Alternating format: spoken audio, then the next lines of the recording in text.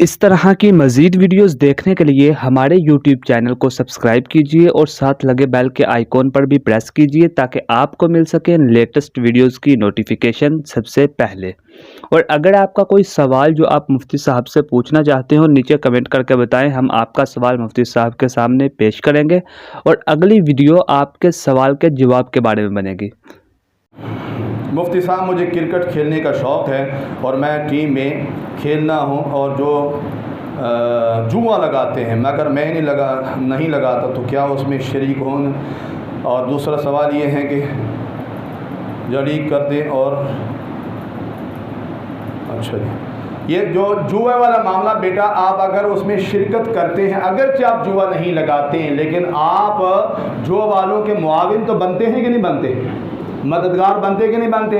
हाँ, उनके साथ मदद करते कि नहीं करते? तो जितना वो गुनाहगार है उतना भी आप भी क्या हैं, गुनाहगार हैं। बुरों से दूर रहें, जितना दूर रहेंगे उतने ही। आखिरी सवाल ज़रा लंबा है, अगली